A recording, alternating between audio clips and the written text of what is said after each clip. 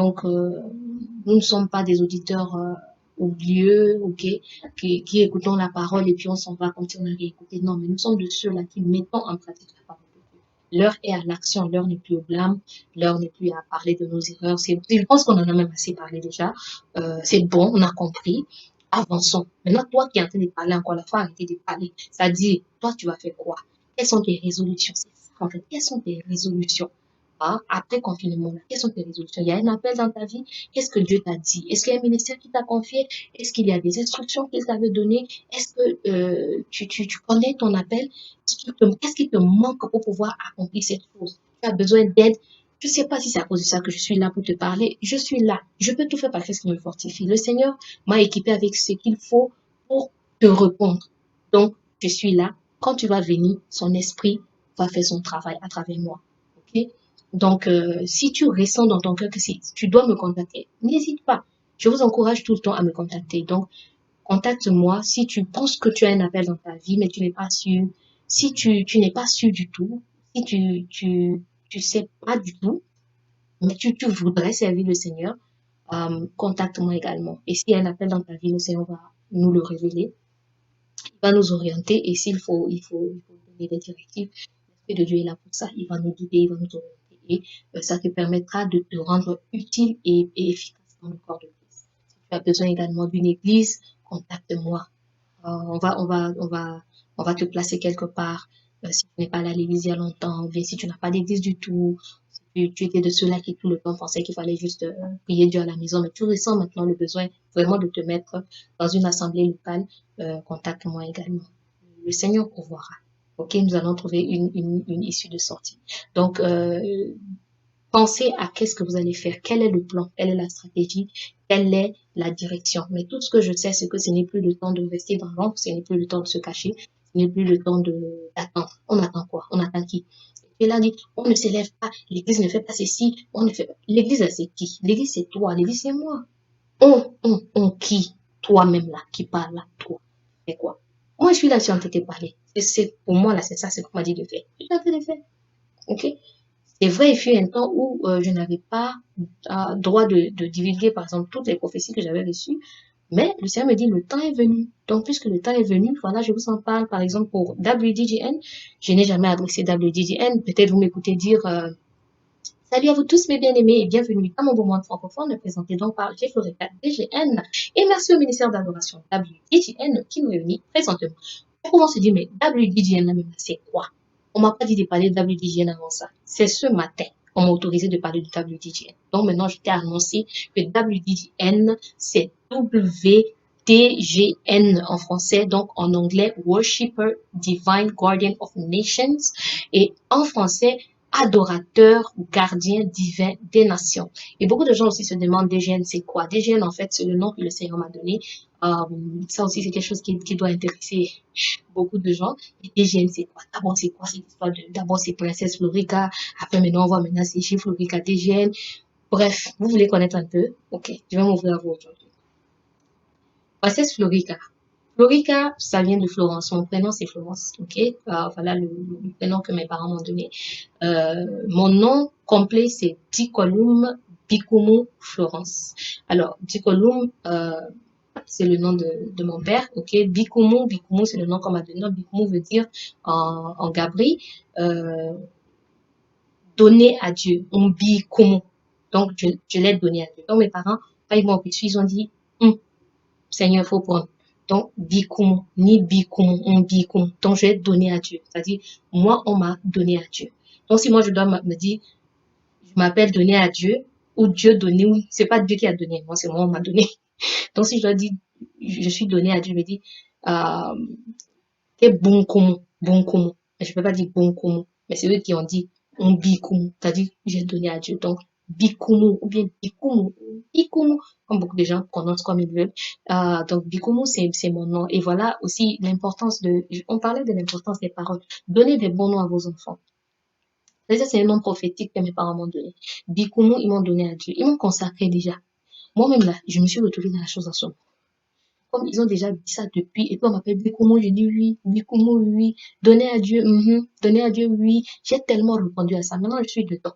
On m'a donné à Dieu, regardez, je suis. Amen.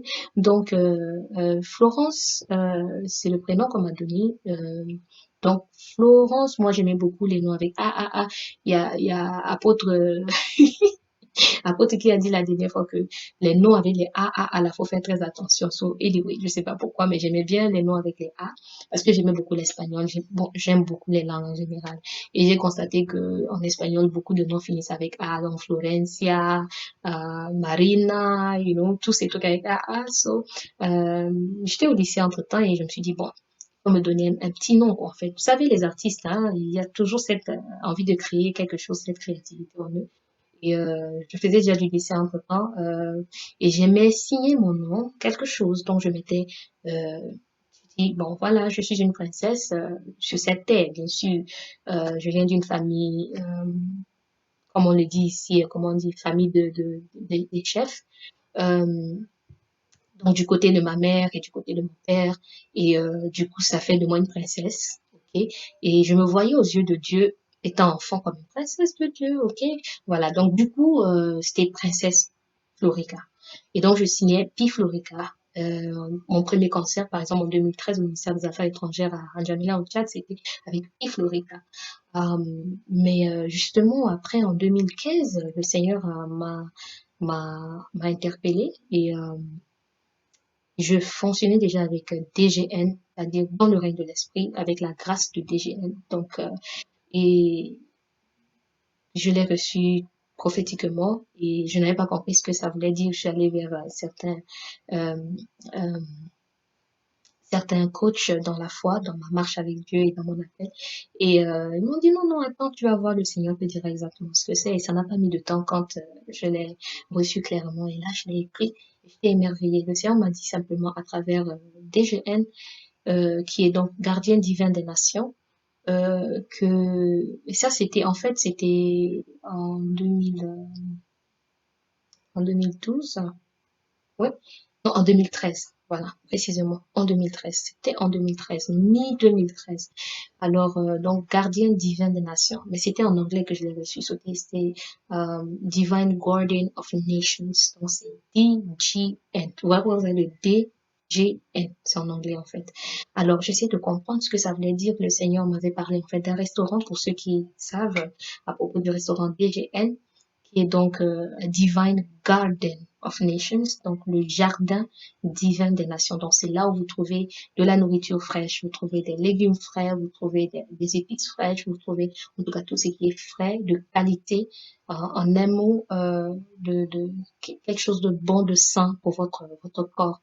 Et le Seigneur me disait de la même manière que je vais nourrir euh, les gens qui viendront manger au restaurant avec de cette bonne nourriture, il me dit de la même manière, tu vas également nourrir mon peuple avec ma parole. Donc, vous savez que la parole de Dieu est référée à la nourriture également pour notre esprit. Donc, voilà un peu. Et attaché donc à DGN, il y a bien sûr l'intercession pour les nations. Et le Seigneur m'a fait la grâce de me révéler beaucoup de choses par rapport aux nations. Et c'est pour fléchir le genou. Allez, bien aimé, si vous m'écoutez, pour ceux que j'ai essayé de contacter, bien sûr, au début, pour prier avec moi, ça vous paraissait peut-être un peu bizarre et tout, peut-être on n'avait pas eu le temps de tout expliquer. Vous savez, quand le Seigneur court avec vous, il y a des choses qu'il n'a pas le temps de vous expliquer. Il faut d'abord obéir, et puis c'est après que vous allez voir les résultats, comprendre le pourquoi des choses. Donc, malheureusement, nous avons arrêté cette intercession avec certaines personnes qui peut-être n'ont pas compris la vision ou n'ont pas compris le pourquoi. Je vous avais contacté simplement parce que le Seigneur m'avait donné vos noms. Et vous avez vu comment il a œuvré avec nous. Au même moment que nous étions en prière, il se révélait à vous, il se révélait à moi et nous avons tout mis ensemble et c'était exactement ça. Donc, nous avons continué avec ceux qui ont continué. Donc, ce groupe d'intercession pour les nations existe et fonctionne. Donc, si vous trouvez aujourd'hui maintenant avec tout ce que je suis en train de vous révéler, avec tout ce que vous êtes en train d'observer, ça, ce ne sont que des échantillons. Il y a tellement de choses qui vont arriver. Alors, si vous êtes maintenant convaincu, enfin, de l'appel de Dieu dans ma vie par rapport à ceux pour lesquels je vous avais contacté, vous êtes les bienvenus de rejoindre l'équipe parce que c'est le Seigneur qui vous a appelé. Moi, j'étais dans mon coin, vos noms sont arrivés et c'est lui qui connaît les détails du pourquoi des choses. Moi, mon rôle, c'est d'obéir. Lui et moi, c'est ça notre deal. Quand il me dit, je fais. Et quand je fais, on avance. On avance, il me dit, je fais. Donc, c'est une relation maître-servante. Hein? Ok, donc moi, je suis une exécutante. Puis, je fais ce qu'il me dit. Ça paraît bizarre, ça paraît compliqué, ça n'a pas de sens, ni pour moi, ni pour vous. Ça ne me regarde pas. Moi, on m'a appelé, on m'a dit, faut obéir. Donc, j'obéis simplement. Alors, donc, sentez-vous libre parce que ça, c'est entre le Seigneur et vous. Vous me connaissez déjà. Donc, vous êtes les bienvenus. Pour ceux qui aussi ont hésité par rapport à d'autres choses pour travailler avec moi, euh, you are welcome. You are home. C'est le travail du Père. C'est le champ de mission du Seigneur. Et il y a beaucoup de serviteurs et servantes de Dieu également que Dieu a utilisé pour me bâtir. OK? On reviendra sur ce témoignage une prochaine fois. Et je suis l'objet de la grâce de Dieu, tout simplement. Et au début, c'était incompréhensible. Je me dis, mais pourquoi tous ces pasteurs-là sont après moi? Qu'est-ce qu'ils me veulent? J'ai dit, moi, petit corps comme ça, ils le croient. Et ne comprenant pas. Mais c'est après que j'ai compris. Oh, ok, donc je comprends maintenant. Alors, ils se sont vraiment investis. Ils ont payé le prix pour moi dans l'intercession, dans la prière. Ceux qui priaient uniquement pour la louange, je leur avais demandé de prier pour moi pour la louange. J'étais émue parce que quand cet homme de Dieu m'a dit que Dieu m'a dit de prier pour toi pour la louange depuis 2 ans, je prie pour toi. On m'a dit, what?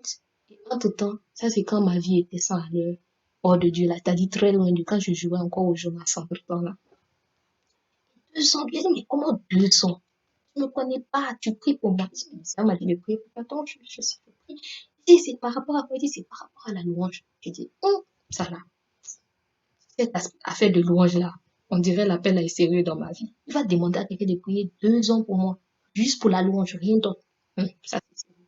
Et donc, tout ça, c'était des choses qui ont placé en moi des fondements et qui ont bâti ma confiance et amené ma curiosité à avancer dans les choses de Dieu et essayer de comprendre qu'est-ce que Dieu voulait par rapport à l'aspect de la louange. Donc, d'autres ont joué d'autres rôles de m'enseigner. Que le Seigneur vous bénisse. D'autres ont essayé de m'enseigner. Ils venaient tous les jours, par exemple, à la maison à 6 heures, me réveiller. Chaque fois que je les voyais, je me fâchais. J'ai dit que non, ça a commencé. On ne peut pas dormir en paix. 6 heures, vous venez de quelqu'un. Vraiment, vraiment. Mais ça, c'est ceux qui avaient compris la mission. Ça, c'est ceux qui obéissaient à ce que Dieu leur disait. Ils savaient ce qu'ils étaient en train de faire. Parce que Dieu leur avait dit de faire quelque chose. Peut-être qu'aujourd'hui aussi, en voyant ma vie, ils peuvent mieux comprendre tous les sacrifices qu'ils ont fait pour moi. Que le Seigneur vraiment vous bénisse. Et d'autres serviteurs de Dieu étaient mes confidents. Euh, juste quelqu'un vers qui je pouvais dire tout, ouvrir mon cœur, parler des choses que je ne pouvais pas parler à quelqu'un. Je pleurais dans leurs bras. Et voilà, donc Dieu avait mis sur mon chemin différentes personnes. Vous vous reconnaissez, homme de Dieu, femme de Dieu. Vraiment, merci beaucoup. Euh, je crois qu'aujourd'hui, vous voyez que votre travail n'a pas été en vain. Et vous voyez que je continue également ce que vous avez placé en moi, ce que Dieu vous a permis de mettre en moi. Parce que moi aussi, je donne, je partage également cela. Aujourd'hui, je redonne au peuple de Dieu ce que vous avez mis en moi. Donc, votre travail n'a pas été en vain. À un moment donné, c'est vrai que je me disais qu'il n'y avait pas d'espoir parce que je ne voyais pas d'amélioration dans ma vie. J'étais un peu découragée. J'ai dit, mais ça monte, ça descend. Un jour c'est en haut, un jour c'est en bas. Aujourd'hui ça va, moi je suis contente. Je dis que non, c'est bon déjà. Et puis après, oh, me voici encore, je tombe. Et il faut encore se relever. À un moment, je dis, mais je reste carrément assis, c'est pas mieux. C'est pourquoi je disais à quelqu'un aujourd'hui, il ne faut pas rester assis. Juste tomber, mais il faut se relever. Le loser, le perdant, c'est celui qui reste assis. Mais le gagnant, le victorieux, le champion que Dieu a fait de toi, plus que vainqueur, c'est celui qui se relève. Alors c'est ça, c'est la volonté que toi, tu dois avoir. Donc ne laisse pas les erreurs de ton passé te limiter aujourd'hui pour être un instrument puissant dans la main de Dieu, pour servir Dieu.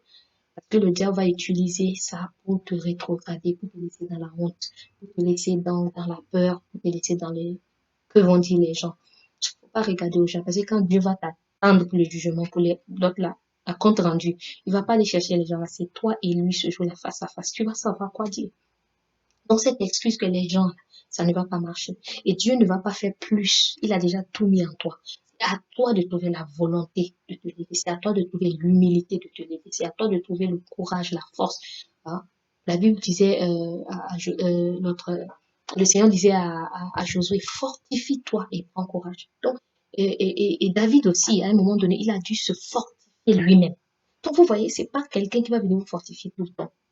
Je ne peux pas envoyer quelqu'un vous fortifier, mais le dernier mot, la décision, la dernière volonté, ça doit venir de vous. Et personne ne viendra faire ça à votre place. Il est temps que vous regardez à l'intérieur de vous. Vous trouvez cette force pour vous lever. Allez avec la force que vous avez. Le Seigneur a déjà tout mis en vous. Appuyez-vous sur lui simplement. Okay. Donc, je rends vraiment grâce à Dieu pour tout ce qu'il a fait pour moi. Je suis vraiment bénie. Je suis vraiment bénie. Les missionnaires, là, Dieu a envoyé des missionnaires pour moi, des apôtres, des prophètes, des enseignants. Vraiment, un homme de Dieu a prophétisé également sur ma vie, publiquement. Pour ceux qui étaient là aussi, ils peuvent s'en souvenir. Et vous a dit, qu'est-ce qu'il vous a dit? Il a dit qu'un jour, où qu'il soit, vous allez lui dire que cette femme-là, ce qu'il avait prophétisé, ce qu'il avait dit concernant la louange, s'est accompli. Et la prophétie, c'est pas encore totalement accomplie, mais elle s'accomplira certainement. Parce qu'elle est en train de s'accomplir. Alors, je pense que il est temps de se lever et de chacun être à son poste dans l'intercession.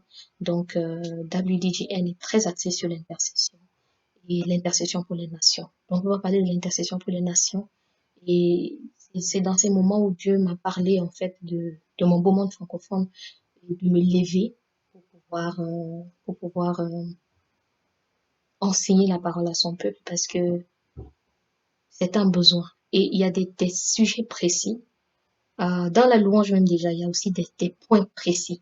Vous allez voir que j'ai mis des vidéos de danse, de sport, j'ai fait la danse, mais on n'est même pas encore arrivé à ce que je... C'est-à-dire que j'ai déjà fini la vidéo, mais vous n'êtes pas prêt pour encore suivre ça. Et vous allez dire que ça, là, c'est quoi encore? Ah, c'est dur encore dedans. Donc, vous n'êtes pas encore prêt. On va d'abord s'enseigner. Une fois que la parole va monter, une fois que la parole va prendre le dessus, c'est à ce moment maintenant qu'on pourra montrer certaines choses. Donc, étape par étape, on va aller doucement, doucement.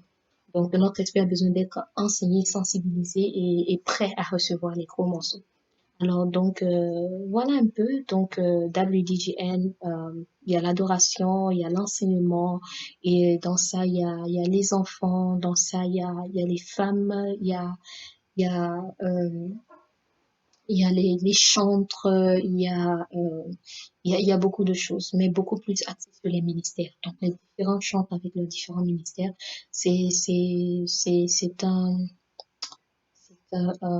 un ministère global, un ministère global où, qui est ouvert à tous les chantres de toutes les nations se retrouvant dans un pays particulier. Donc voilà un peu la vision de DGM. Donc, voilà un peu ce que le Seigneur m'a montré concernant WDGN. Donc vous pouvez être au Gabon, vous pouvez être au Congo, vous pouvez être au Mali, au Sénégal, au Niger, en France, vous pouvez être à Dubaï, vous pouvez être, je sais pas moi, Burundi, Rwanda, Kenya, vous vous retrouvez Nigeria, je sais pas moi, peu importe où vous êtes, vous pouvez être euh, un WDGN, vous pouvez être un adorateur gardien divin des nations. Parce que le Seigneur va vous utiliser puissamment où que vous soyez. Donc, restez connectés, soyons unis, travaillons dans l'unité. Parce que nous avons, comme j'ai dit, le Seigneur nous appelle avec des choses particulières à faire. Vous êtes un chantre, vous avez un ministère, vous avez des directives que Dieu vous a sûrement données. Il y a sûrement un focus, un objectif qu'il vous a donné dans votre ministère qui est différent du mien ou qui d'une manière se rejoint. Donc nous avons besoin d'échanger, nous avons besoin de travailler dans l'unité et de ne pas faire l'erreur de nos aînés dans le leadership, mais de travailler à l'unité. Et ça, c'est aussi un des éléments que le Seigneur m'a beaucoup, sur lequel il a beaucoup attiré mon attention. Donc nous devons, nous les chantres, vraiment travailler dans l'unité. Pour ceux qui ont prêté attention à l'évolution de mon ministère dans la louange, chaque fois que j'ai un concert, j'invite différents chantres. J'invite les chantres de l'autre génération, j'invite les chantres d'autres générations et je me rassure d'inviter les chantres. Ce n'était pas par hasard, c'était des instructions que je recevais. Certains ont refusé se prestaient avec moi sur scène parce qu'ils regardaient à à ma personne, c'est-à-dire me jugeaient par mon apparence, par le témoignage de ma vie, euh, peut-être par mon statut de chrétien ou par mon statut peut-être marital ou peut-être par mon statut de spirituel et tout. Donc voilà, c'est du genre, moi, aller chanter avec celle-là. Mais c'était la plus grande confusion pour eux de comprendre après que vraiment le Seigneur était en train de faire quelque chose dans ma vie. C'est pour ça que j'ai dit que vous pouvez être en train d'être en perfectionnement. Ne vous limitez pas parce que Dieu a besoin de vous en ce moment, mais il peut déjà vous utiliser.